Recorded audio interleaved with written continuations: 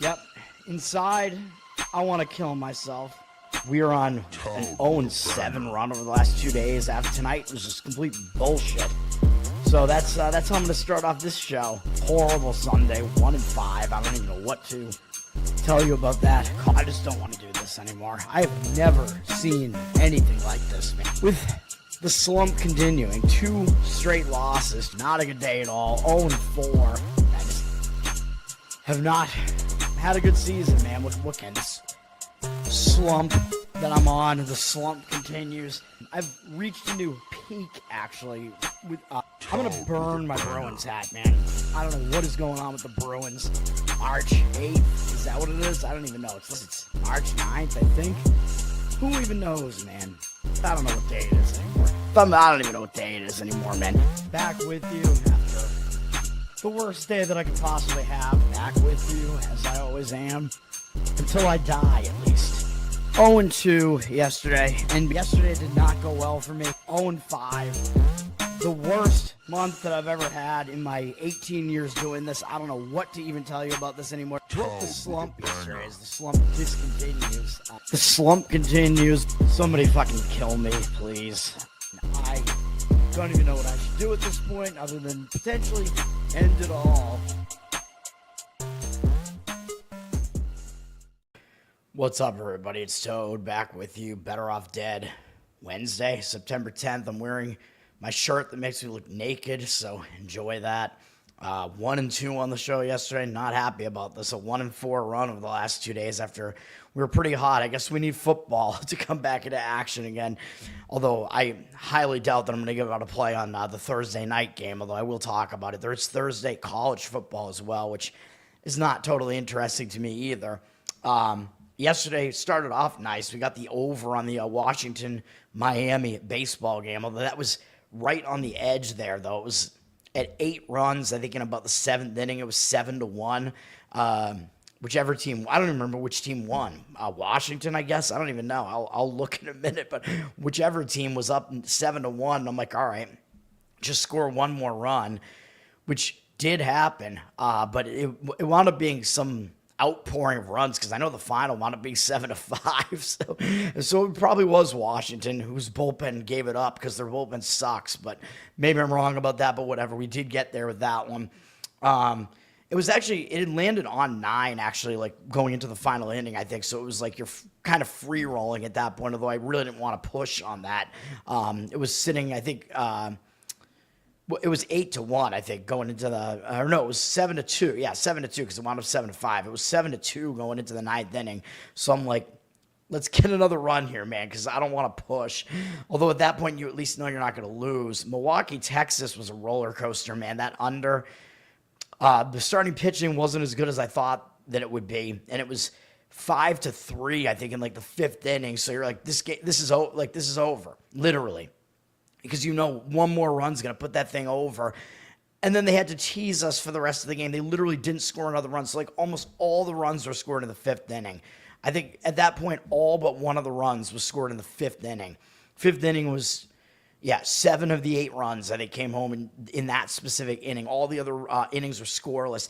Then they go scoreless for the rest of the game into the 9th inning, and it's still 5-3. I'm like, just end the game now. But no, Milwaukee gets one more run in the top of the 9th, and that puts it over at the last possible moment. Because you know that if all they have to do is get through that half inning, right? Because Texas is winning, and they're at home. So as long as they get through that top half of the 9th, not allowing any runs, it's over. They don't bat in the 9th inning. So I'm like, holy shit, this is actually going to hit. And then no, Milwaukee gets a run in the 9th inning. Just great. And then San Diego, that was not great. I apologize.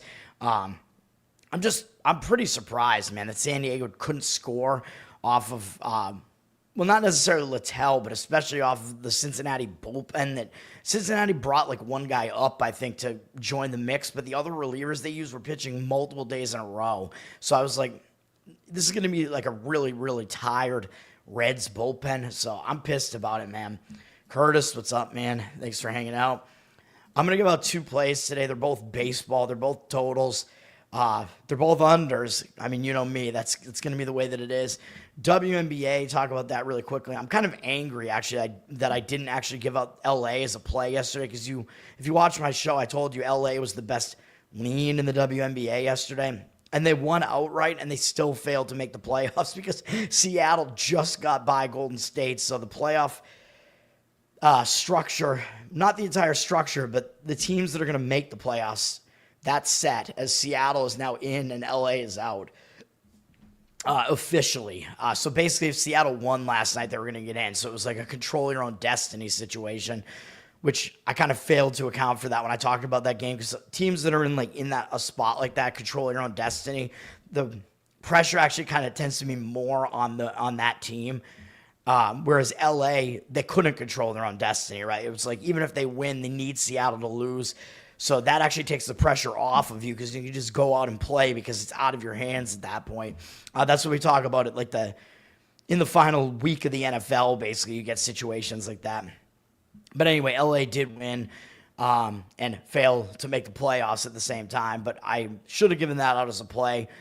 Atlanta at Connecticut is the only game here in the WNBA tonight. Atlanta can still advance their seeding, I believe. They're fighting I think they're still in the running for the number 2 seed in the playoffs. Connecticut is out of it, obviously. But if you want Atlanta, you have to lay a huge price on the road. And they did just beat Connecticut at home by 25 points. They might not take them totally serious. I mean, they beat them twice, actually, in the last 4 games, including in this arena on the road. They beat them by 17 or whatever that is. Atlanta's won 5 games in a row. But again, I kind of doubt that they actually take this Connecticut team completely seriously after beating them that many times. Connecticut will be the team that has the adjustments to make at the very least. And this is their last game. Atlanta will play in the playoffs. Connecticut, they're not going to play again. This is their last game of the season. They're not making the playoffs. So Connecticut has a reason to kind of show up and play and go all out in this game, right? Whereas Atlanta has more stuff to play for beyond this because they're going to the playoffs. So lean to Connecticut in this game. Atlanta's down from 14-13.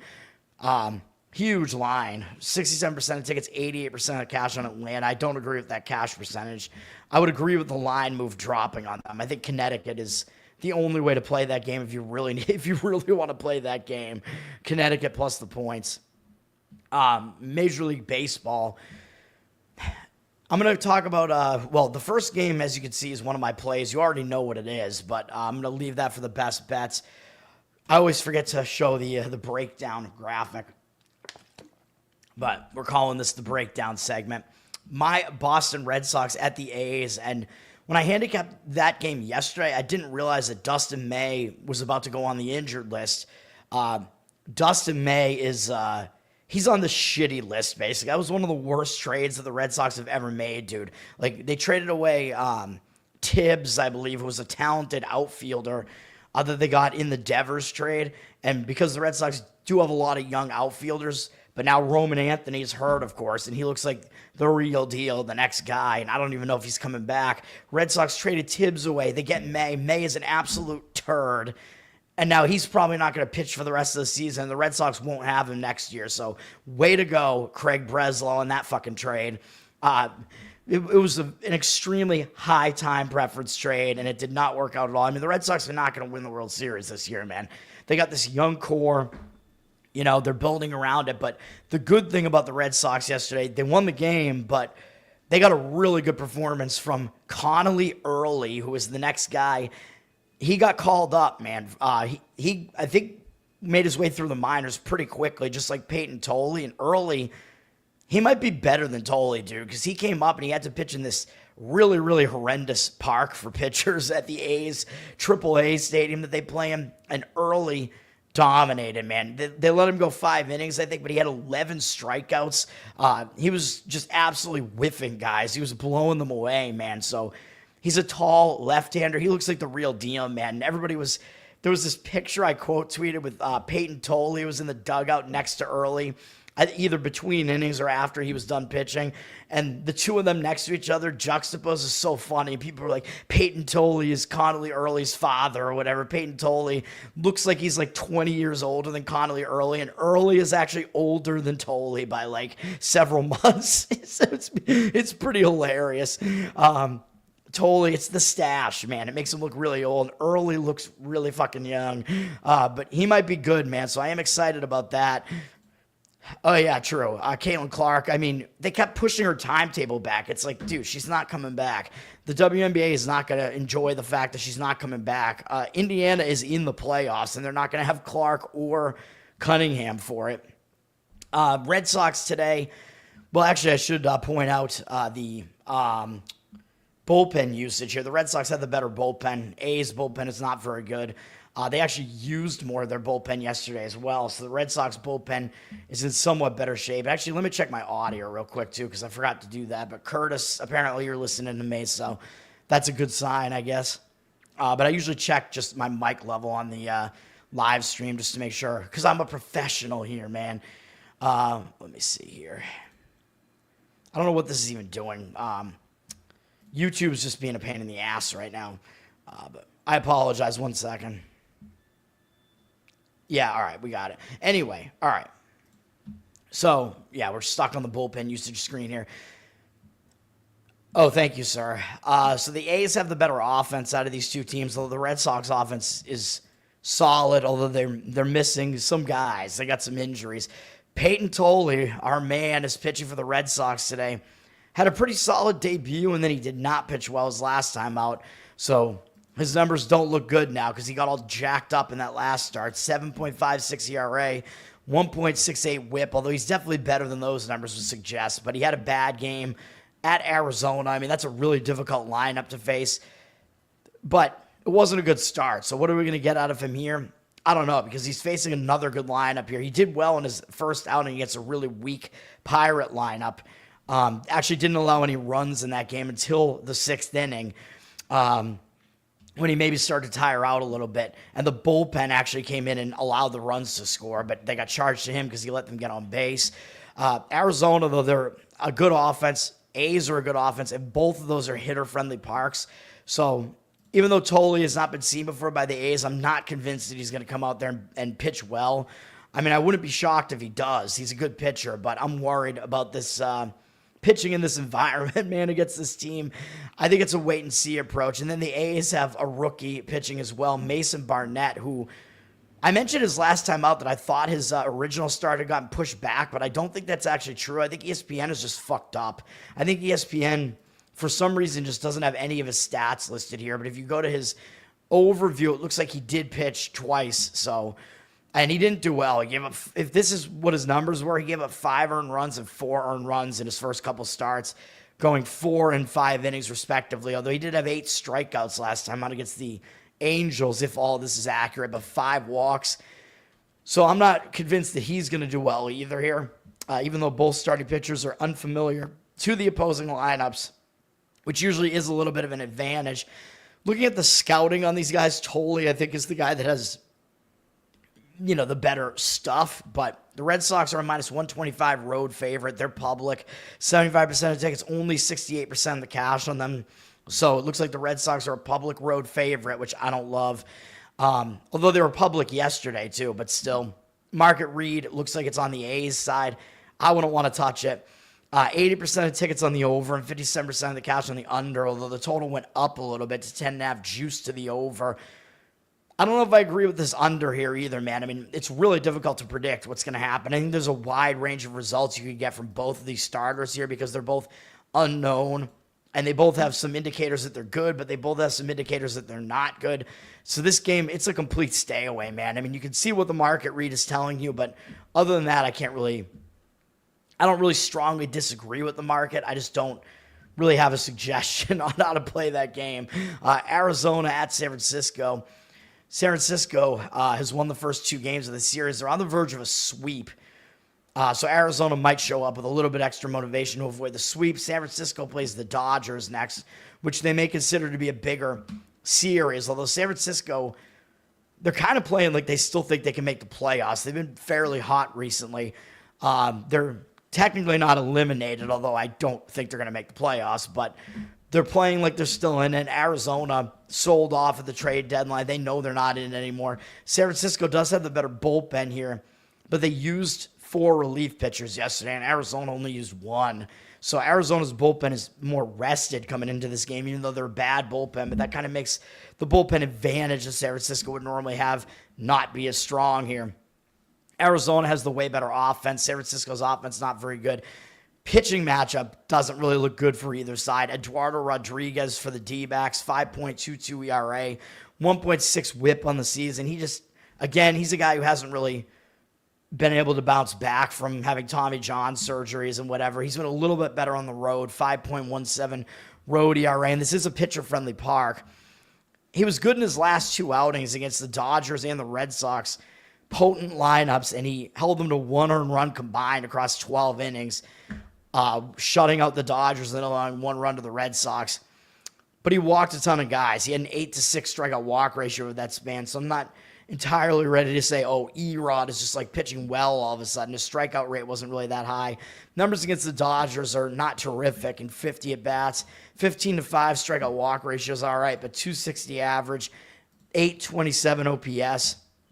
So he's not great against them, but the Giants are basically going with a bullpen game because they have Carson Seymour listed as their starter, 4.25 ERA, 1.35 whip.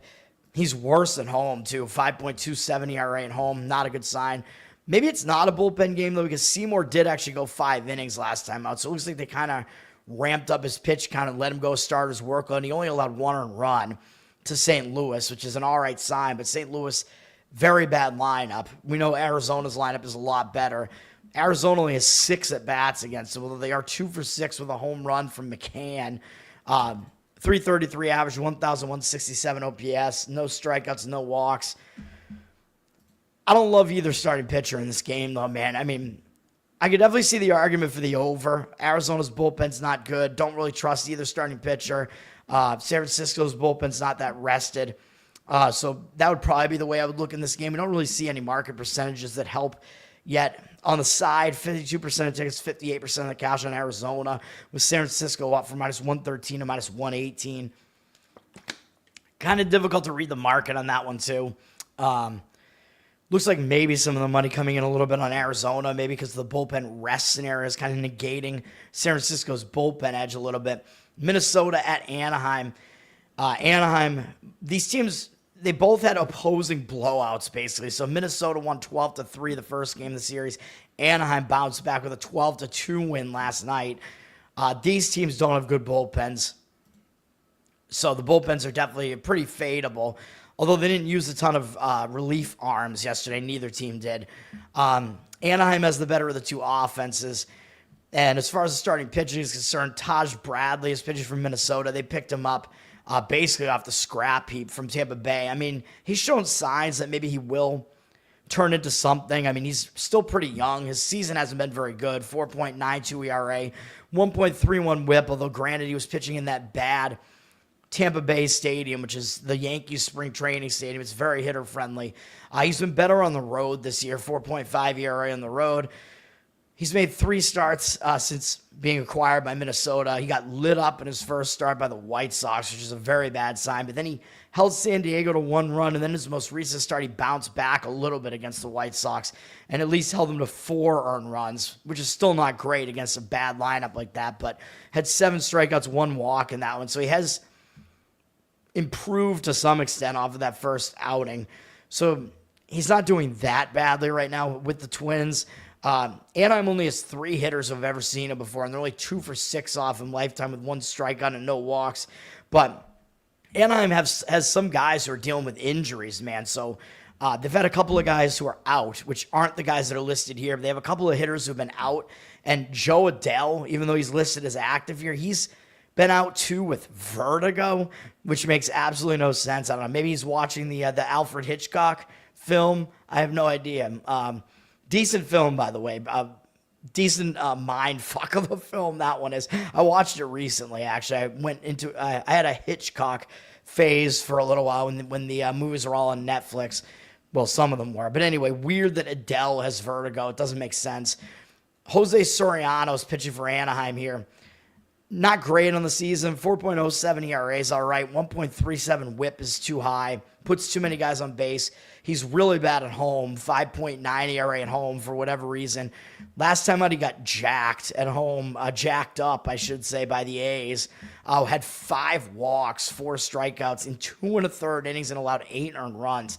Just ridiculously bad. Although 3 of the prior 4 starts, he'd pitched shutouts, although 2 of those 3 were on the road. It's difficult to figure out what you're going to get out of Soriano, man, because he obviously has the capability to give you a good start against anybody. I mean, that home shutout was actually against the Dodgers. He could come out and do well. I mean, Minnesota's not a very good lineup. They have 15 at-bats against him, which is not a lot. 3 hits, no extra base hits, 5-1 strikeout walk ratio. It's a 200 average, 450 OPS. So he may actually pitch well here, Soriano, but I don't know how we could trust either one of these starters, man. Anaheim has 78% of tickets, 92% of the cash in the market. They dropped from -135 to -128 on the money line. Man, I mean, I don't even know if I would have a lean in this game either, to be honest. I just don't know what we're going to get out of these pitchers here. The money appears to be coming in on the under, even though it went up a little bit to 9. It looks like maybe professionals wanted to just push that number up a little bit to the 9 to then take the under 9 at a better price. I don't know. 81% of tickets on the over, 51% of the cash on the under. I wouldn't trust an under with these 2 bullpens, though. The bullpens are bad. If you wanted to go under, you would have to do it in the first 5, in my opinion.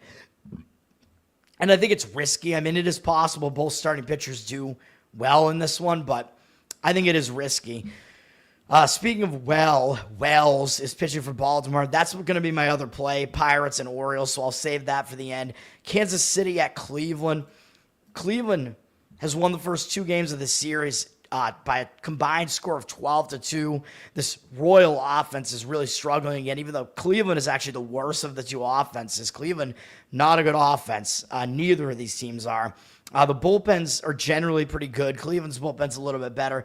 Cleveland's won 5 games in a row, though, man. They've overtaken Kansas City. Kansas City on the verge of pretty much being out of it, man. And Cleveland, I think they pretty much know they're out of it, and they're ahead of Kansas City, which is crazy. This is a 4-game series. This is not the last game of the series yet, so Kansas City is not technically trying to avoid the sweep yet, although obviously if they win today, they will avoid the sweep. As far as the bullpens, Cleveland has the bullpen edge. They only used 1 relief pitcher yesterday. Kansas City only used 2, so the bullpens are in all right shape after yesterday. Starting pitching is very difficult to figure out, though. Kansas City's got Jonathan Bolin listed as the starter, but he's a relief pitcher. He has good numbers, but I'm pretty sure he's going to be an opener. I think he's only going to go 1 to 2 innings here. 3.57 ERA, 1.13 whip. Solid numbers, although he's worse on the road. 5.11 road ERA. Again, you look at all of his outings this year, they're all like 1 inning, 2 innings. Most of them fewer than 2 innings. Did throw 3 innings 1 time against the Mets. So again, I think anywhere from 1 to 2 innings, I think, is what to expect from him here, so not a whole lot. Cleveland actually hits him well. 11 at-bats, not a lot of at-bats, but 4-1 strikeout walk ratio, that's fine for him, but 364 batting average, 1,326 OPS. So Cleveland, limited sample size, they do hit him well. Though again, they're probably not going to see a whole lot of him in this game. But then you're going to have to deal with the Kansas City bullpen game for the rest of the game. I know their bullpen's fairly good. Cleveland's lineup is still fairly weak. But I wouldn't want to bank on a Kansas City bullpen game being great, man. And Logan Allen is pitching for Cleveland, and I'm not a fan of his either, really. I mean, not great numbers this year. 4.46 ERA, 1.44 whip is really bad. Can't put that many guys on base, man. He is a little bit better at home, 4.05 home ERA. He was okay over his last 2 starts, giving up 4 and 3 earned runs in 6 and 5 inning outings against Seattle and Tampa Bay. Still walked too many guys. He had a 9-5 strikeout walk ratio. He was working a 9-5, man, which is where he's going to be if he keeps pitching like this. Against the Royals, even though their lineup isn't good, he doesn't do well against them in a 56 at-bat sample size, so it's a decent-sized sample. 393 batting average, 1,067 OPS, so he doesn't really do well against them. I'm leaning towards an over in this game, even though these bullpens are decent and the hitting is not very good on either side. I know both games actually have gone over in the series. Or no, one game went over. The other one didn't. What am I saying? One game of the two went over. And it was all Cleveland's doing. But I think that might be the right way to look here. The total did go up a little bit from 8 to 8 juice to the over. We don't really see the percentages on it. But yeah, that's probably the way I would go. In Kansas City, I mean, their bullpen's going to be out there for the entirety of the game, and it might not go terribly well for them. Cleveland's got a little bit of the money, down from minus 108 to minus 105, 56% of tickets on them, 66% of the cash. I don't know which one of these is the least trustworthy, to be honest. A Kansas City bullpen game or Logan Allen. I'm honestly not sure. So I don't even know if I agree with the Cleveland side there, man. I might even slightly disagree with it, but yeah, I'm not going to touch that game. Washington at Miami. We got the over right in this one yesterday. Both games have gone over in the series. Washington was the team that was winning yesterday, which is what I thought. They've won both games of the series. I don't know if this is a 3 or 4 game series. Let me look. It's a 4-game series, so they play again tomorrow. And Washington doesn't even really have anything to look ahead to either. They only have Pittsburgh up next. So Washington, they're taking this series seriously, man, because they are behind Miami. And Washington really has nothing left to play for. I mean, neither of these teams does. They're both out of it. But, which, by the way, is also the case with Minnesota and Anaheim, which I forgot to mention. And Red Sox. I forgot to mention the motivation here. The Red Sox are still playing to try to win their division and or make a wild card spot, and the A's know that they're out of it. But anyway, back to this game.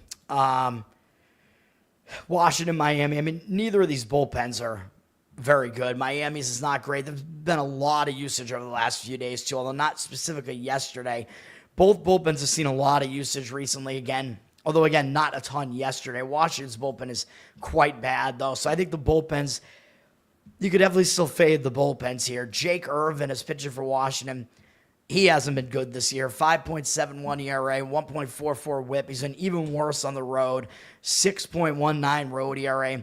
Got lit up in his last start by the Cubs for 7 earned runs in 3 1/3 innings, 4 walks, 2 strikeouts. He's given up 4 more runs in 4 of his last 5 starts, and the one that he didn't, he only lasted 2 1/3, so he's been awful recently. He's in terrible form. Had an 8.78 ERA in August, 16-12 strikeout walk ratio there, and then it got even worse with that Cubs start to start September. He's not pitching well. The only saving grace for him here is that Miami's never seen him except for Joey Weimer, the Weimar Republic, or is it Weimer? I don't know. Wiener? I have no idea. He's 0 for 2 off Irvin, but the rest of Miami has never seen him before, so maybe a little bit of an advantage for Irvin, more than he normally would have, because shockingly, a team in his division, has never actually faced him before, which is bizarre to me, but again, Irvin has been so bad recently that I don't even know that it's going to take Miami that much to adjust to him. So I would not trust Irvin. Yuri Perez is pitching for Miami. You know, if you watch my show, that I do like him. I think he's a really good pitcher. He's been pretty bad in his last couple outings, though. He's been really bad. His ERA is up to 4.66. Very unfortunate. His whip is still good at 1.1. He's still a good pitcher, man. He is good at home. 2.25 ERA at home this year. Last 2 outings, though, against the Mets, only 2 1/3 innings is what he lasted, and gave up 5 earned runs. Didn't bounce back. And last outing against these Washington Nationals on the road, though, both of these were on the road, he gave up 7 earned runs in 4 innings. Obviously, he has the capability to bounce back, but he's not in good form, and Washington just saw him, so Washington might have a little bit of an edge just because they just saw him. His numbers generally are not that bad against Washington, except for the power hitting numbers. He has 44 at-bats against them, 6-2 strikeout walk ratio, 250 batting average, 805 OPS, because he's allowed 3 home runs to them, and obviously that means Washington has seen him aside from just that one recent outing. But I don't know if Perez, I don't know what we're going to get on him, man, because he's in bad recent form. Washington did just see him. I would probably lean to an over in this one, too, even though that's what I said in every game in the series so far. We just got bad pitching going on here for the most part, man, even though generally I like Perez, but he just doesn't seem like you can really trust him right now. Miami dropped from -160 to -152. 74% of tickets, 88% of the cash coming in on Miami, though. So the cash percentage is on them. Total looks like it went up a little bit from 8 to 8.5 with 90% of the tickets on the over, but 97% of the cash on the over. So it might be public and professionals all joining each other on the over. A little bit of an over orgy there. I don't know. Again, not going to be one that I actually want to get involved in, though, because Perez could come back and have a good start at any point. So, yeah, difficult to predict. Mets at Philadelphia. Philadelphia's won both games of the series so far, so it looks like they are taking revenge a bit seriously because they did lose they got swept at the Mets not that long ago. Philly, they could start coasting at this point, though, man, because they're 9 games ahead of the Mets in their division. They're probably not going to catch the Brewers, although it is certainly possible, obviously. They're actually only 3.5 games behind the Brewers, so they could actually catch the Brewers, so maybe that's why they're still playing, because they could get home field throughout the playoffs. Mets have a little bit more to play for, though, because they're still fighting to make sure they make a wild card spot, although both teams, I believe, are going to show up here motivated. Mets maybe a little bit extra motivation after losing the first 2 games of the series as well. Philly has the worst of the 2 bullpens, although they actually have been a little bit rested, at least. Their bullpen's a bit rested here. Mets, pretty well rested as well. They only used Hagenman yesterday in long relief out of the bullpen, so both bullpens in decent shape here. I think the Mets do have the better of the 2 bullpens. By the way, I should have mentioned Washington, Miami. Miami does have the better offense of the 2, just to throw that out there, and the better bullpen, just because Washington's is so bad. Mets have the better of these 2 bullpens. The Mets' offense had actually been better than Philadelphia's really coming into this series. The Mets actually had overtaken them in team hitting stats. Mets are actually 4th overall in OPS on the season. Philly right behind them, though, at 6th. So both offenses are good. Clay Holmes is pitching for the Mets. I do think he's the lesser of the 2 pitchers, man. He's got a 3.61 ERA, which is good, but 1.33 whip indicates that his ERA should probably be higher. He's putting guys on base. He is a little bit better on the road, 3.39 road ERA. Wasn't good last time out, which was on the road against Detroit. He only lasted 4 2/3. 2 earned runs allowed, not terrible, but 3 walks to 6 strikeouts. He's struggling a little bit, man. His strikeout walk ratio hasn't been good over the past month plus, even though he was not allowing that many runs. That's kind of what you get out of Holmes, man. He allowed 2 or fewer earned runs in all but 1 start, but he wasn't going that deep into some of these games. Still had a 4.32 ERA in August. Strikeout walk ratio wasn't good in August, 20-10. I don't think he's totally trustworthy. Against Philly, his numbers are not great. It's only a 25 at-bat sample size, though, so they haven't seen a ton of them. 7-2 strikeout walk ratio, 280 average allowed, 773 OPS. So Philly has been able to hit him decently.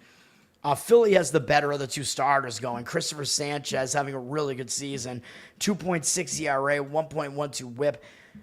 One question you got to have is he going to start wearing down? Because he's still pretty young, so how many innings is he used to pitching in a season? But he hasn't reached that threshold yet. Last season, he had thrown 5 more innings than he has so far this year. So something to keep an eye on, but he's probably going to still be good coming into this game here. He does have a 2.28 ERA at home, which is good. Really good over his last 2 starts against Atlanta and Miami. Not great offenses, but he went 7 innings in each of them, 1 earned run allowed in each of them, a 13-1 strikeout walk ratio. A nice bounce back after he did poorly in the prior start, but that was against the Mets. He gave up 6 earned runs to the Mets in 5 1/3, 3 walks, 8 hits, 4 strikeouts. So the Mets were able to hit Sanchez. Overall, his numbers are better than that against the Mets, though. In 133 at-bats, 41-11 strikeout walk ratio. That's pretty good. 248 average allowed, 697 OPS. So even though the Mets did just hit him pretty well, his numbers are actually pretty good against the Mets generally. So I do think Sanchez does have the upper hand here. If I was going to go with Philly, I think you would have to do it in the first 5 innings, man, because I really wouldn't want to deal with their bullpen. 81% of tickets, 97% of the cash on Philly. They're up for -160 and -163, though.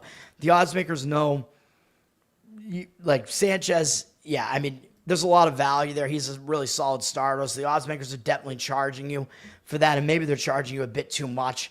Although I still could see this being Philly in the first 5 innings on a -0.5 run line. Detroit at the Yankees. The Yankees got blasted yesterday, 12-2, which I'm not sad about. But I was actually not totally wrong when I said that I leaned to the Yankees yesterday with just the starting pitching matchup in the first 5, and the game was actually tied. I think the Yankees were actually winning early in the game, if I recall correctly, and I think it was tied 2-2 at the end of the 5th, and then the Yankees yankied again, and their bullpen was terrible. They definitely have the worst of the two bullpens here. Yankees have the better offense. Both teams are pretty solid offensively, but Detroit's advantage is the bullpen, and they only used one relief pitcher, and it was Chris Paddock, who has been in the starting rotation for a little while, and in Minnesota's starting rotation for a lot of the season. So not really a loss not having him available in this game. The Yankees used 4 of their relief pitchers, so there is a pretty big bullpen edge again on the side of Detroit here. Starting pitching, looks like the Yankees do have the edge there. Jack Flaherty is pitching for Detroit. Not great numbers this year, 4.85 ERA, 1.3 whip. He's been worse on the road, too, 5.64 ERA. I don't think you can really trust him, man. 2 of his last 3 outings have been terrible. Giving up 4 or more earned runs in those 2, 12 earned runs allowed, in fact, and 9 1/3 across those 2. Had one good start in between the 2 against Kansas City, but the starts where he got lit up were by Kansas City and the White Sox. I mean, those are pretty putrid offenses, and now he's facing one of the best offenses in baseball. Good luck to him on that. His numbers against the Yankees are actually not as bad as you would think, though. In 97 at-bats, 35-6 strikeout walk ratio, 247 average allowed, 776 OPS is a little bit high because he has allowed 5 home runs to the Yankees, to 5 different batters, although generally he actually doesn't pitch that badly against the Yankees. He did pitch, I believe he pitched against the Yankees in the World Series last year because Flaherty was on the Dodgers. Interesting. There could be a little bit of maybe a revenge scenario for the Yankees here. They're probably not going to be thinking that much about it, though. I mean, both of these teams are fighting. The Yankees have a little bit more to play for because they're still behind in the AL East, behind Toronto. Detroit might have the ability to coast a little bit more just because they're leading their division by a lot, but they're also fighting for, like, potentially home field throughout the playoffs, so there are some reasons for both teams to show up here. And, of course, I mean, it's Tigers-Yankees. I mean, I don't even think you really need any extra motivation there. It's a big series. 2 classic teams, basically, teams that have a lot of name recognition. Carlos Rodon pitching for the Yankees here. He's had a pretty good season, 3.12 ERA, 1.07 whip. Good at home, 2.86 home ERA. Good in his last few starts. He's actually allowed 2 or fewer earned runs in 5 straight starts now, and the Yankees won all of them, and he won the last, actually 6 straight starts, excuse me, and the Yankees won all of them, and he's picked up a win in the last 5. So he's, on the surface, it looks like he's pitching well, but you got to dial it back a little bit, I would say, because I think he's getting maybe a little bit lucky, although he hasn't allowed many hits, so he's been pretty unhittable, but he's walking way too many guys, dude. Over that span, he has a 33-22 strikeout walk ratio. That's pretty bad. Like, that is too many walks. So at some point, some of that has to catch up to him, man. Like, you're going to put that many guys on base via the walk. You can't continue to get away with allowing that few runs. Detroit actually has pretty solid numbers against him offensively. 65 at-bats, 24-4 strikeout walk ratio, again, is actually un-Rodon-like, actually. If you look at what he's been doing recently, that's actually good command right there. But Detroit actually has a 292 average against him, an 810 OPS, so maybe Rodon will finally get hit for once, maybe, because, again, that's been his thing. He hasn't really been very hittable at all recently, but it looks like Detroit might be able to do that. So I actually do agree with the over in this game, and that's where we see the market indicating. The market public is 58% of the tickets on the under. Makes no sense to me because you would think the public would see Tigers, Yankees, and only want to go over, especially with pitchers that aren't exactly elite names. Totals just kind of stayed around 8.5. I do agree with the over, though. 74% of the cash coming in on the over. I think you could see both starters struggle a little bit, and then the Yankees' bullpen definitely untrustworthy. Detroit's bullpen is fine, but if Flaherty gets knocked around, they got to go to the bullpen early, so I do agree with the over here. Yankees down from -165 to -160 on the money line. 87% of tickets, 88% of the cash on the Yankees. The Yankees are a public side. I find it more difficult to figure out what's going on with the side here, man, because Rodon obviously he's the better pitcher over Flaherty on the season and even right now, even with all of his walks. But it's still difficult to figure it out, man. Matchup-wise, actually, Flaherty has a slightly better specific matchup numbers, though. So, again, I think over would be the way to look there. Houston at Toronto. Good thing I did not wind up giving out Houston as a play, although it would have basically probably debatably still been the right way to play that game. Houston, I still leaned that way. Houston at an underdog price yesterday. I mean, they took the game into extra innings, man. Houston had the lead early in the game. It wound up being a 10-inning game. Houston, like, they appear that they were the right side there, although Toronto's really good at home. They're, whatever that is, 22 above 500 at home in the win column at the very least. Houston now at 500 on the road. Both of these teams have something to play for. I mean, they're both trying to hang on to their divisions. They're both in pretty close divisional races. Toronto's bullpen hasn't been that good as of late, but they didn't use anybody on Monday. They did use 5 relief pitchers yesterday, but it was somewhat light usage. You could imagine some of those guys might be available again, but Toronto's bullpen has been pretty bad recently. So Houston has the better bullpen, but Houston used a lot of relief pitchers yesterday. They used 6. Then, actually, I think both teams just didn't play on Monday because neither team used any relievers on Monday. I think they were both off on Monday, but Houston's bullpen was more used yesterday, so that kind of negates their bullpen advantage a little bit coming into this one. Toronto has the better offense. Toronto's offense has really become one of the top offenses in baseball for a while now. Houston can still hit decently. Houston's got George Costanza on the mound today. We don't really have great starters on either side of the hill today. Jason Alexander, a.k.a. George Costanza for Houston here, 4.68 ERA, 1.39 whip. Those numbers are between him being with the A's and with Houston. He might have been with somebody else, too. I don't even remember. He's been decent on the road, 3.94 road ERA. Some of the numbers make him worse at home or because he was pitching in the A's stadium, though. Alexander's been pretty solid, I mean, for a while for Houston. They picked him up in June, and he's actually only allowed more than 2 earned runs 3 times, and he's allowed more than 3 earned runs only once, and it was against the A's, his former team, although it was at home. But it was right after he'd faced the A's for the first time since being away from them. He actually pitched decently twice against the Yankees, including his most recent start. He gave up 3 earned runs in 5 innings, 6 strikeouts, 2 walks. His team wound up getting the win late in the game, and that one 6 hits allowed. He wasn't terrible in that outing. So Alexander's actually been okay for Houston, believe it or not. Toronto has not really faced him much. They only have 2 guys who've ever seen him. Only one guy has any hits off him, which is Varsho, but he is 2 for 3 with a home run off him. Overall, the team's 2 for 5 off him, 1 strikeout, no walks. Not a whole lot to take away from that. It's a small sample size, so Alexander might have a little bit of an edge in that Toronto's not really familiar with him. So maybe George won't be getting upset in this one. Jose Barrios, who was scheduled initially to pitch yesterday, and that was when I was going to jump on the Houston side yesterday. It was part of it was because I was going to fade Barrios, and he got pushed back to today.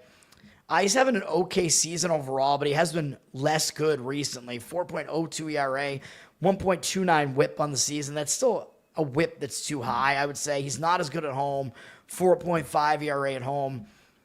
His last outing was rough. It was rough, guys. Only went 2 innings at Cincinnati. I know it's a hitter-friendly park. Gave up a lot of unearned runs, 4 unearned runs and 2 earned runs, but he just couldn't get out of that start. 2 strikeouts, 2 walks. 2 starts prior to that, he got lit up by Texas for 6 earned runs on 10 hits in 4 1/3 innings. He did have a good start between the 2 against Miami with 8 strikeouts, no walks, 2 earned runs allowed, but he's been struggling a bit, man. 4.64 ERA overall in August, so the 18-5 strikeout walk ratio is all right, but I don't totally trust Barrios right now. Those numbers are fairly good against Houston. 109 at bats, although a 17-11 strikeout walk ratio is a concern. His command numbers are not good against Houston, but he has held him to a 229 average and 676 OPS. I was still going to fade him yesterday with Luis Garcia on the mound. Garcia did pitch pretty well, I'm pretty sure. I think he is good. Jason Alexander is a bit more of a question mark. We don't know what we're going to get out of that guy. Houston with their bullpen being pretty used up. Toronto's bullpen Very, very questionable. Both starters a little bit questionable. I think I would lean to an over in this game too. 83% of tickets, 99% of the cash on the over. I mean, it almost looks too easy. Again, just like the Tigers-Yankees game. I mean, Astros, Blue Jays, everybody's going to think over. I mean, people are going to look and not really have a lot of faith in either starting pitcher here, so it almost looks too easy. But it might be the right approach in this game. Total at 9 is fairly high, so the odds makers are expecting runs in this game. Toronto up for minus 135 to minus 142, 71% of tickets, 79% of the cash on them. So the money coming in on Toronto and backing Barrios against Alexander. I'm not quite sure about that, although, again, I worry about Houston's bullpen being very used right now and having some injuries to deal with. Although Toronto's bullpen definitely worrisome as well, though. Cubs at Braves. These teams have split the first 2 games of the series, with the losing team scoring 1 run in each game. Cubs have the better offense. Cubs have the better bullpen. Cubs use 3 relief pitchers. Not a whole lot of bullpen usage from the Cubs recently. Atlanta, not a ton either, really. So both bullpens are decently rested here. Jameson Taillon will be coming back for the Cubs here again. He was injured again. He's been injured twice this year. When he's been healthy, he's been all right this year. 4.15 ERA and 1.08 WHIP. Worse on the road, though. 5.06 road ERA, so he's not that good on the road. He was injured between late June, and then he came back in mid-August, and he made 2 starts, picked up wins in both of them, went at least 5 innings in both of them, gave up 1 earned run apiece, and had a 7-1 strikeout walk ratio. So he was pretty good in those outings. 1 against Milwaukee, so a pretty good offense there, and 1 against a mediocre Anaheim offense. So Taillon was back. I mean, he looked pretty good in those games, and then he got hurt again. So I don't know what his injury is this time. It does mean he's used to coming back, though. I mean, he's a veteran. He's in his 30s. He's used to coming back and pitching. He's on a team that's in the middle of a playoff hunt, so playoff race. So obviously, Cubs have something to play for here. Trying to at least make a wild card spot here. Atlanta knows that they're out of it, although Atlanta will still show up for a series against the Cubs like this. Taillon against the Braves. His numbers are okay in 69 at-bats. 13-6 strikeout walk ratio isn't that great. 232 average allowed is low. 786 OPS is a little bit high. He's allowed 5 home runs to them, including 2 from Olsen, who is 4 for 8 off him. So do with that information what you will. If you want to go with a player prop, I recommend hits plus runs plus RBIs with hitters that do well against particular pitchers. Taillon, yeah, I mean, difficult to gauge what he's going to do. He's not terrible, though, but he is going up against Chris Sale, who, when he's healthy, I mean, he's still like a Cy Young caliber pitcher. His numbers this year are good. 2.38 ERA, 1.1 WHIP, even though he's up at the age of 36 now. 2.05 home ERA. I believe he might have won the Cy Young last year, too, or he was close to it at least.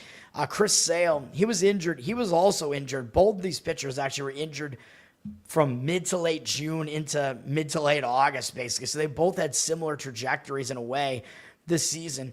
Sale, though, I mean, he really didn't have any, like, road bumps at all. He's allowed no more than 2 earned runs in any outing going all the way back into April. So pretty much the entire season, he's allowed 2 or fewer earned runs in every outing, and he's allowed 1 or fewer going all the way back into mid-May. So, yeah, I mean, Sale has been spot on. He's faced almost exclusively good offenses that entire time, too. Since that time, he faced the Red Sox, San Diego, Philly, Arizona, Milwaukee, the Mets, Philly again, and Seattle. So he faced, like, no weak offenses in there, too. That is a good sign. Sale is definitely pitching well, man.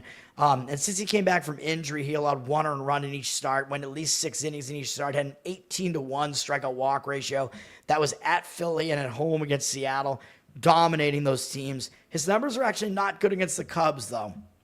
They only have 6 hitters who faced him, though. 63 at-bats, 16-8 strikeout walk ratio is not very good. 302 batting average allowed, 872 OPS. But I would dial it back a little bit because Santana, the veteran now who's probably about to retire and excellent guitar player, he has 47 of those at-bats against Sale. 2 of the 3 home runs, 7 of the 8 walks. So you might have to dial it back a little bit, man, because half of the lineup has basically done nothing against Sale. So I'm not saying Sale's going to do badly in this game, even though his overall numbers don't look good against the Cubs. It's mostly because of Santana. Although Turner looks like he has good numbers against him too. And I believe they have Turner and Tucker now, right? But I believe Tucker is injured right now, but Turner is 3 for 6 with the other home run against him. But still, I think Sale will actually probably do well in this game. Money's coming in on the under, and I don't really disagree with that. I mean, the bullpens are decently rested. I think both starters could do pretty well in this game. They've been pitching pretty decently as of late. Total, well, not again, because I didn't say it yet. Flip from 8 juice to the over to 8 juice to the under.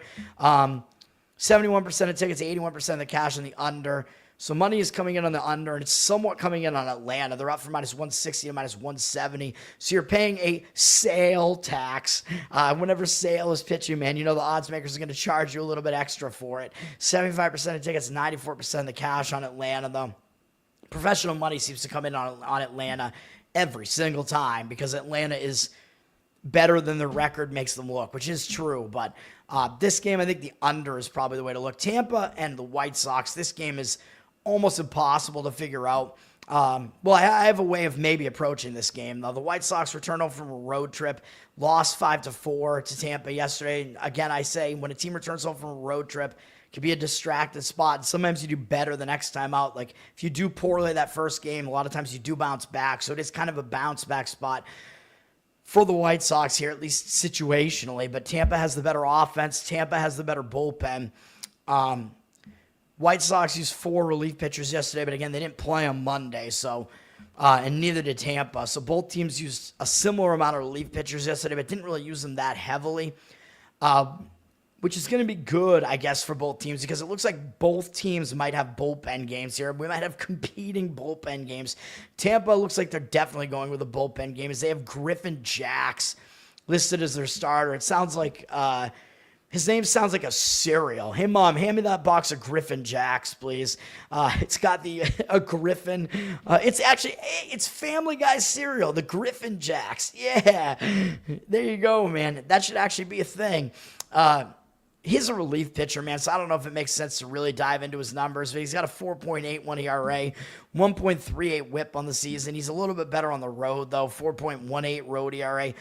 He made an opener last time out, I think, against Cleveland on 2 days rest, and he went 1 inning. Again, he's on 3 days rest here or whatever. He'll probably pitch 1 inning again here, at most 2. But it looks like based on what he's done this year, he really hasn't even gone more than 1 inning, like at all. So I think you're going to get exactly 1 inning out of Jacks here.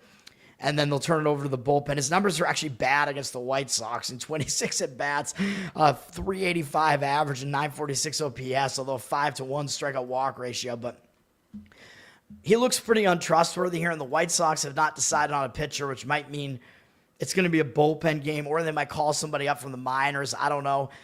So if the White Sox do go with a bullpen game, I think this might be an over type of game, even though Tampa's bullpen isn't that bad. The rest of the situation looks like an over. And again, Tampa's bullpen is going to have to pitch the whole game. So me being old school, not liking the bullpen games, that might make sense. But if the White Sox are bringing up some like prospect who might be a good starter, then I think you actually might have an argument to lean towards the White Sox as a home underdog if they decide to do that. So you got to have to wait and see what's going to happen in that game. Cincinnati at San Diego. We took the loss on yesterday's game here. The teams have split the first 2 games of the series. Cincinnati's basically fighting for their playoff lives at this point because it looks like they're about to be out of it. San Diego trying to hang on to a wild card spot and potentially trying to win their division. San Diego has the better of the 2 bullpens. They used a bit of it yesterday. San Diego seems to always use more of their bullpen than they should. I don't know what's going on with their manager, but that's just kind of the way that they do it for whatever reason. Cincinnati has a similar bullpen usage over the last couple of days. And remember, the game before yesterday I believe it went into extra innings, so there was extra bullpen usage there. But you got to give San Diego the bullpen edge. I do think Cincinnati still has the better offense, although we can look. It's a very slight advantage, though. By .01, they're ahead of San Diego in OPS, so they're almost about the same. They're both mediocre offenses. Interesting pitching matchup with Andrew Abbott pitching for Cincinnati. He's been good this year, 2.88 ERA, 1.15 whip. He's been worse on the road, though, 3.41 ERA, which is interesting because he pitches in a hitter-friendly stadium. At home, this is a pitcher-friendly park here, but he's worse on the road. One thing about Abbott that you have to worry about is he going to wear down? Because he's now 5 2/3 innings above the highest amount of innings that he's pitched ever, which was last year. He went 138 innings. He's over that this year, so with a young guy like Abbott, you might have to worry about him wearing down a little bit here, man. And he hasn't been good as of late. His last 3 starts were all pretty bad. He gave up 6 earned runs and 5 earned runs in 2 of the 3, failing to go 5 innings in either of them against good offenses, Arizona and the Mets, with the Arizona game being on the road. But not a good sign. And then in the other game, held St. Louis to 2 earned runs in 5 innings. They've been a bad offense for a while now. And he still walked 4 guys in that outing. So Abbott, a little bit worrisome right now. He's it looks like he is starting to get a little bit tired out here and wear down a bit. His numbers are pretty good against San Diego in 52 at-bats, 11-2 strikeout walk ratio, 231 average allowed, 605 OPS. But I would worry about him again as we come towards the end of the season here. He's going up against Nick Pivetta, who is definitely more used to pitching a whole season like this. And he's been injured a little bit, so he has actually, he's still thrown more innings, though. So he's been unleashed pretty much. He's still thrown more innings, but he's used to it. Pavetta's having a good season, 2.85 ERA, 0.96 whip. He's been good at home, 2.39 home ERA. Pretty good recently. He's allowed 2 or fewer earned runs, in 5 straight outings. Is that what it is? Yeah, 5 straight outings. So he's been on top of it. He's been good. Had a 2.95 ERA in August, 36-10 strikeout walk ratio. 1 start this month was at Coors Field, which is not an easy place to pitch. 5-2 strikeout walk ratio. Now in 2 earned runs allowed in 6 innings, 7 hits allowed. Pretty solid outing there too. Against the Reds, he has good numbers. 60 at bats, 14-5 strikeout walk ratio isn't that good, but 183 average allowed, 546 OPS. So Pivetta, I think he does have an edge in this game. With Abbott, you got to worry about him wearing down a little bit. San Diego's a public side, though, 68% of tickets and cash, and they're down from minus 150 to minus 140.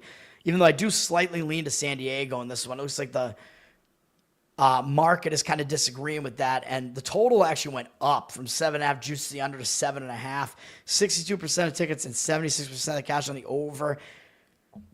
I don't think I would really agree with that. I mean, the pitching matchup does look like it should be an under, at least early in the game, except, again, I worry about Abbott, which is why I think the stronger way to go is to lean to San Diego in this game on the money line and then include their bullpen advantage too. But the bullpens, I think you do have to worry about the bullpen rest situation if you want to go under in this game. Maybe only do it first 5 innings if you can get the 4, but you got to worry about Abbott as well, as he might be wearing down. It's a difficult call on that one.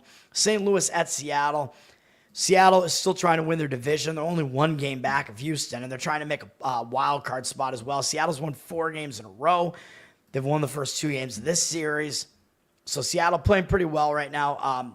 They start a divisional series tomorrow, but it's against Anaheim, so I don't know that really sets up for a look-ahead spot because Anaheim's been pretty bad. So I don't know that Seattle's really going to be looking ahead here, although they might take St. Louis lightly after beating them twice. Both teams have pretty good bullpens. St. Louis used 4 relief pitchers yesterday. Pretty light usage from a couple of them. Seattle used 5, although not really heavy usage. So the bullpens are all right coming into this game. Seattle has the better offense pretty significantly at this point. St. Louis has been really bad for a while now offensively.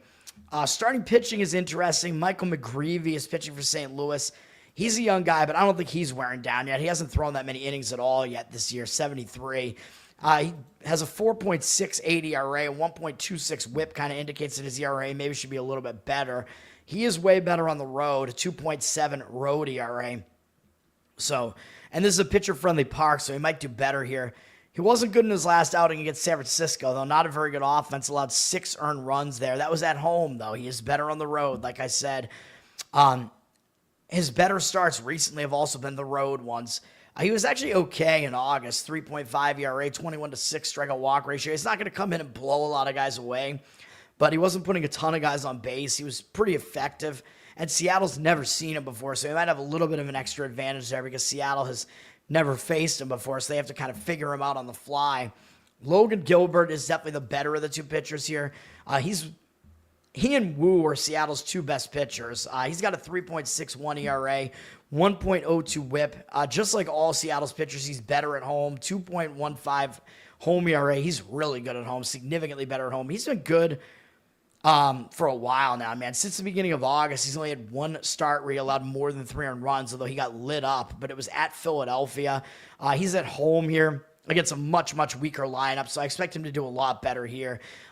Again, he's been pretty much on point. He had a 39-8 strikeout walk ratio in August, despite the 4.6 ERA. That strikeout walk ratio was good, and then he had a 7-1 strikeout walk ratio in his last outing against Atlanta to kick off September, although he got no run support, and the team still lost the game. Against against St. Louis. STL against Seattle. St. Louis, he only has 16 at-bats against them, 8 strikeouts, 1 walk. One of the 2 hits was a home run from Paez, but even so, 125 batting average allowed, 551 OPS, so Gilbert has pretty much dominated them. So Seattle appears to be the right side in this game, but you have to pay a big price. Down from -220 to -212, 60% of tickets, 71% of cash coming in at Seattle. I wouldn't really disagree with trying to go Seattle on the run line here, but a little bit worrisome that it might be a low-scoring game because the total's down to 7.5, although we have 50% of tickets on the under, 80% of the cash on the over. I wouldn't really disagree with an under in this game. I think both starting pitchers could do okay here, and the bullpens are all right, so I do think an under might actually be the better way to look at this game, although I worry a little bit about McGreevy here. Nate, what's up, man? Thanks for hanging out. So, I mean, we'll see what happens in that game, man. But, again, just to get all the information out there. And then Colorado at the Dodgers. The Dodgers have now won 3 in a row. They've won the first 2 games of this series.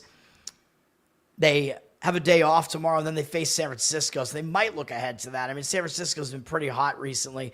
San Francisco's not too far back in the division, so it's possible LA takes Colorado a little bit lightly coming into this one. But LA, I mean, they obviously have the way better offense. They're particularly good at home. Colorado's offense particularly bad on the road.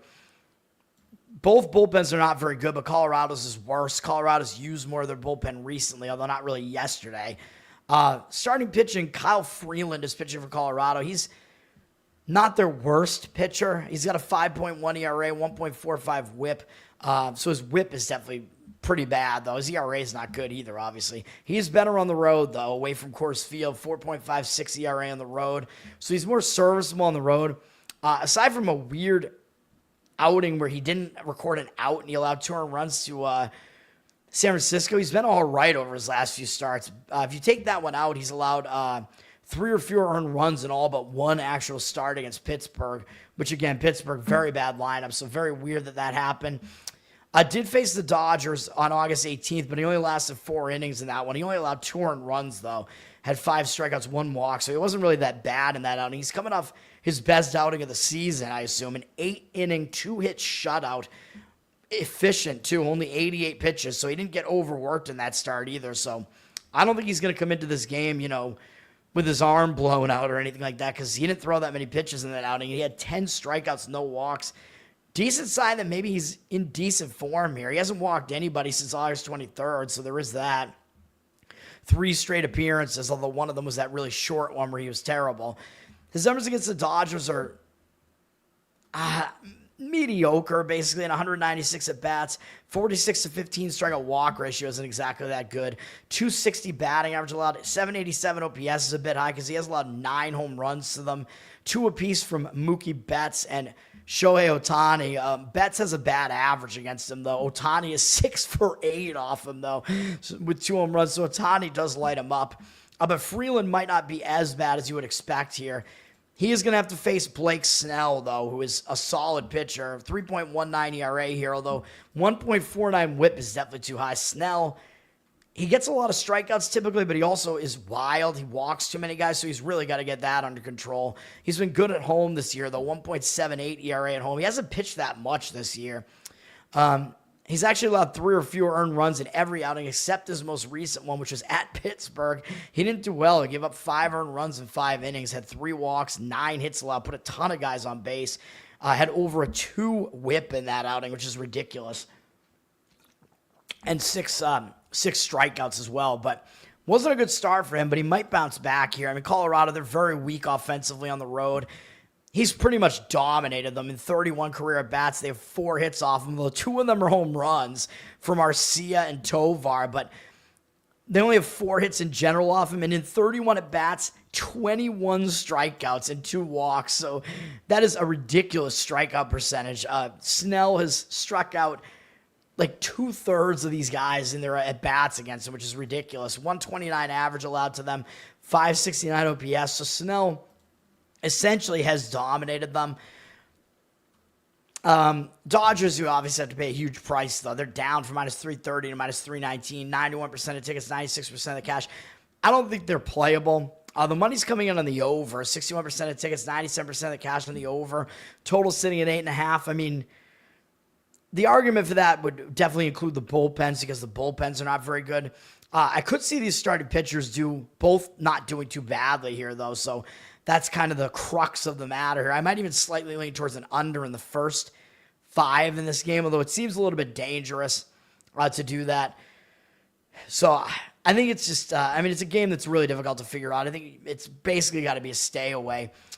And that is the last game on the board, except for the 2 games I haven't talked about yet that are going to be the best bets. Let's go. Let's do it. First one up, as you can see, I'm going right back to the well, and I'm going to go Brewers Rangers under the total. This time it's 7.5. The money looked like it was disagreeing with me earlier, which I don't love, but yeah, we have 54% of tickets on the under in this one and 72% of the cash on the over. I don't know what that is about, but the total got heavily juiced on the 7.5, so you might not be able to get the 7.5 anymore. You might have to go under 7. 7 is the key number. I mean, I would not go under 6.5, obviously, but 7 I think is okay to do that. That's the key number because you have to break the 3-3 tie, but obviously I like the starting pitching matchup here. You got to worry about Milwaukee's bullpen a little bit, but they're pretty rested. They didn't play on Monday at all. They used 3 relief pitchers yesterday. Their better relief pitchers at this point are still pretty much available, except Eric Fetty is not one of them. Oh, man, I don't want to see his name again. Oh, boy, don't bring him in, please. Texas, their bullpen's a little bit more used, so I worry about that a little bit. They used 5 relief pitchers yesterday, but maybe some of them light enough that they could use them again here. They kind of stagger their bullpen usage. They have a solid bullpen, though. So, I mean, I don't think you could really go under in the first 5 at the 3.5, although I guess if you wanted to, you could. But I prefer just kind of going full game on this. I mean, you do still have 2 top 11 bullpens here at the very least, even though I know Milwaukee's dealing with some bullpen injuries here. I'll say what I said yesterday, and I know it didn't work out yesterday, but Texas' offense is weak. They're a bottom 5 offense, so that helps with the fact that Milwaukee's bullpen isn't the greatest. And then Milwaukee, their offense is good, but they're just cracking the top 10 right now. I know they're a little bit better on the road, but also you have to deal with the fact that Texas has good pitching, and Texas, they don't allow a lot of runs at home, man. This is going to be an afternoon game, by the way. Texas, even including this outing, or even including this recent run here, where they did allow a ton of runs in that one game that really caught me by surprise. And that was an under loss as well. Let's get some under wins for once, man. Come on, let's get some underwear too. But Texas, coming into that Houston series at the very least, Texas had held their opponents at home to 3 or fewer earned runs in 70% of their home games. So, I mean, that's a trend that seems to be mostly continuing. I mean, they're not allowing a whole lot of runs here, so we'll keep that in mind, even though I know Milwaukee is a little bit better on the road. Milwaukee has scored 4 runs total in this entire series, and a lot of this has to do with the starting pitching matchup, of course. I think this is a pitching duel type of game, man. Freddie Peralta is pitching for Milwaukee. He is still one of their best pitchers. Really nice season for him. 2.5 ERA, 1.07 whip. I know he's not as good on the road, 3.36 ERA on the road, but still good numbers, so I'm not too concerned by that. He's pitching really well right now. I mean, he hasn't allowed a run since August 5th. He's got 5 straight appearances without allowing a run. even though his team lost two of those games because they can't hit. But that's what we want in this game. We want him to pitch well, and we want his team to not be able to hit. I know he's been walking too many guys. Peralta is a little bit wild, but he's been almost untouchable. He's not allowing hits. In the month of August, he had a .32 ERA, 28 innings pitched. He only gave up 11 hits, 34-12 strikeout walk ratio. So again, the walks kind of a concern. His last outing against Philly, 5 innings, 2 earned runs, 2 hits, no earned runs, of course, 8 strikeouts, 3 walks. I mean, he's faced some good lineups over this stretch: Cubs, Toronto, Philly, and he's pitching well, man. I mean, he's just on point right now. Up against Texas, I mean, this is a very pitcher-friendly park. Texas, not a strong lineup, but they haven't hit him well in the past.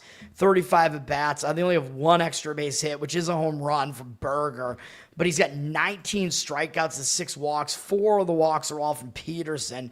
Jock Peterson, the jock strap. Jock Peterson, that is such a terrible name, dude. Jock Penis, son. But Peralta, yeah, he's pretty much dominated them. He has more than half of the at-bats that Texas has had against him have resulted in a strikeout. Not as crazy as the Snell versus Colorado ratio, but still crazy. Peralta's held Texas to a 229 average and 656 OPS, so he has done well against Milwaukee. Nate, ukulele singers, yeah, I mean, that's true. I could do that. A toad playing ukulele, maybe, I don't know. Merrill Kelly is pitching for Texas. He was a good acquisition for them at the trade deadline. He's been pretty solid. 3.16 ERA, 1.04 whip. I mean, he's in an environment now where it's a much more pitcher-friendly park than what he was doing in Arizona, and he's got good pitching coaches on this team.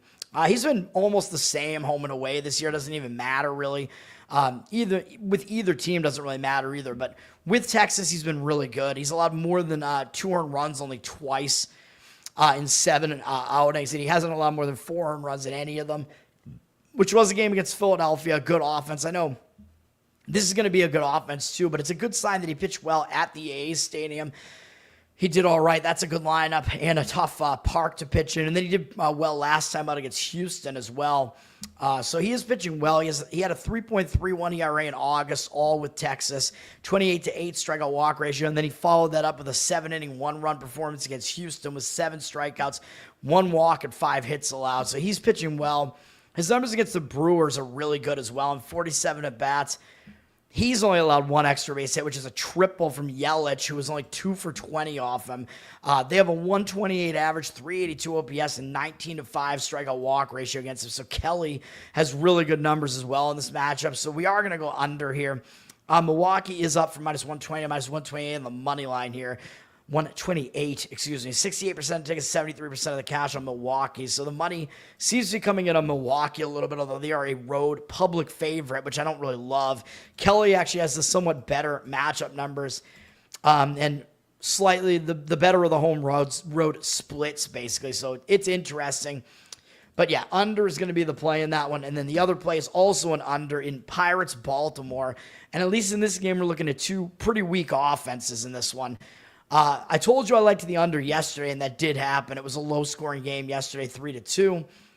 I know we're keeping the bullpens in. I don't love the bullpens, but they're not terrible. Looking at the team's bullpens here, where are we at here? Baltimore, Baltimore is bottom 10. I mean, it does worry me a little bit. Pittsburgh's better than that. They're kind of mid-tier. But the rest, I mean, Pittsburgh only used a couple of their guys yesterday for, fewer than 10 pitches. So they might be able to use these guys again. And they had none of their pitchers pitched on Monday. Baltimore was also off on Monday. So the rest scenario isn't terrible for these bullpens. But again, it's also a situation where you get the keyer number going under the 7.5 here on the full game rather than trying to go under 3.5 early in the game. So hopefully it works out. Hopefully the part of it is also that the hope is the starting pitchers get you a bit deeper into the game to through the 6th inning, basically. So you don't have to worry about the bullpens for a little additional time there. So hopefully that's going to be the case here. And it is at least September call-ups here as well. And at least the offenses are not good. So even though Baltimore's bullpen isn't good, you got to kind of weigh that against the fact that Pittsburgh's offense is the absolute worst in baseball, OPS-wise. And Baltimore's is, I mean, they're not horrible, but they're mid-tier. This is all about the starting pitching matchup, though a lot of it is. Paul Skeens is pitching for Pittsburgh, and his ERA is back down below 2, which is insane over the course of a long season. 1.98 ERA, 0.94 whip. You do have to worry that maybe he'll wear down at some point because this is the most most innings pitched that he's ever thrown, but hasn't really shown signs of it yet. Yes, he is slightly worse on the road, 2.43 ERA. Still really good, but he doesn't appear to be wearing down from what I can see right now, man. He's allowed 1 earned run combined over his last 3 outings. Picked up a win in all of them. Pittsburgh has won his last 4 outings and won all of those. He had 2 shutouts against Colorado and then most recently against the Dodgers, allowing only 5 hits over those 2 starts in 13 innings pitched with 15 strikeouts and 1 walk over that span. And then he also allowed 1 earned run in 6 innings against the Red Sox in Fenway. 6 strikeouts, 1 walk, 7 hits. So he pitched really well against some difficult lineups there over this recent stretch. Pitched well against Toronto, the start before the Colorado one too. And then Red Sox and Dodgers. He's on point. He doesn't look like he's wearing down to me. And Baltimore has basically never seen him before. So Skeens has an extra advantage there. Baltimore, only Alex Jackson has ever faced him before. And he's 0 for 3 with 2 strikeouts. So we'll roll with Skeens in this one. I know they're limiting Skeens' pitch count a little bit, but he's generally going about 6 innings, which is pretty solid. So we'll go with that. And then Tyler Wells is pitching for Baltimore. I think this part of the handicap's a bit under the radar, man. Wells, he's a huge dude, and he's a solid pitcher. He's 6'8", 260. He's a giant, a Nephilim. He's got a 3.6 ERA and 1 whip so far this season, although he's barely pitched. But he's only made 1 appearance here. But that's why you got to go look at what has he done in the past. Last season, his numbers didn't look good, but he had a shortened season. He only made 3 starts last year, and he got injured almost right away and didn't come back. So he is coming back from injury, but he looked good in his first start, man. So that's what we're going to go with here. His numbers have been pretty good over the course of his career. His ERA is over 4, which is not terrific, but his whip is 1.04. And he has a really solid 3.6 strikeout to walk ratio on his career. So that is solid. So I think he's a solid pitcher, man. His 1 start this year so far, it was at a pitcher-friendly park, I know, in San Diego. Held him to 2 earned runs in 5 innings, 4 strikeouts, no walks, and gave up 5 hits. So his command was on point. Didn't walk anybody. That's a good sign, man. So I think Wells will do well here. Against Pittsburgh, they only have 16 at-bats against him. 3 strikeouts, 1 walk, 250 average, 794 OPS. That's higher than I would like to see, but I mean, it's such a small sample size. It really, almost entirely, that comes from the fact that Bart has 1 home run off him. Bart, I don't know. I was trying to figure out a Simpsons reference here. I can't quite, one isn't really coming to me right now. I was thinking of Sideshow Bob going, Bart. That's all I can think about right now. Bort, come on, Bort. Who names their kid Bort? Are you talking to me? No, my son is also named Bort. Come along, Bort. Oh, man. Are you talking to my son? Whatever it was. When they go to Itchy and Scratchy land, man. But yeah, I do think Wells will do well here against, he gets a pretty decent draw here against a bad lineup. So we are going to go under in this one as well. Money in this one looks like it is agreeing with it. 68% of tickets, 94% of the cash on the under. It's down from 7.5 to 7.5 juice to the under. So I would go up to about minus 120 on the under 7.5 here, and under 7 is about the same. Although if it lands 7, obviously a push instead of getting the win, which is not great, but it's not the worst thing. Pittsburgh went up from minus 135 to minus 148 on the money line, but I think you're paying too much of a price just because it's Paul Skeens, man, kind of ignoring the fact that Pittsburgh isn't that good otherwise, even though they do have the better bullpen as well. 78% of tickets on Pittsburgh, 55% of the cash coming in on Baltimore, so that gives me some more faith in this underplay that it looks like the professionals do think Wells will do well here, so I like that. So that's going to do it, man. The 2 plays today are under 7.5 in Brewers Rangers and under 7.5 Pirates Orioles. Let's get it done. Get some wins. Tortuga Joe, what's up, man? That's true. Well, thank you, man. Yeah, that is true. I want Tower Gang back, man. It is a Wednesday today, isn't it? And tomorrow's 9/11. We normally have a 9/11 special for Tower Gang as well. Yeah, man, I'm not happy about it, but I appreciate the kind words, man. Thanks for checking out this show. I know this show isn't as funny, but hopefully you guys enjoy it anyway. That's going to do it for me today, man. Learn to Toad on Twitter, Learn to Toad on Instagram. Better Off Dead. I mean, like, subscribe to the channel, of course, on YouTube. Review on audio. My audio numbers are going up a little bit on the football weekend, so at least there's that. I want more numbers, though, because that's monetized, so it does help. If you just go listen to my audio, there are ads in there. And you got to go through the ads, I know, but that's all monetized, and it's free for you to listen at least. So put it on in the background, man, and help me out on the audio there on Apple and Spotify. And then we got, and yeah, we can get the YouTube monetized if we get like 170 more subscribers or whatever. So I want to do that too. Covered in Uke is my Uke channel, which has fewer subscribers right now, but I've been cranking out more Uke covers. Did a new one yesterday, which was, I did Bullet with Butterfly Wings, actually. I don't think it turned out that well. I mean, it wasn't that easy to do some of the chord changes in there and like the bridge, but I tried to make it work. People seem to like it. I mean, it's my dumb ukulele, so that one's got to go up. Covered in Uke on YouTube, and then patreon.com/learntotode. Where there is bonus Uke content, but I know I have to keep the Spotify feed up to date, so a lot of stuff to do. Thanks, everybody. Have a good day. Happy Wednesday. No more Tower Gang Wednesday, very sadly, for now at least, and peace out. Thanks, guys, for hanging out.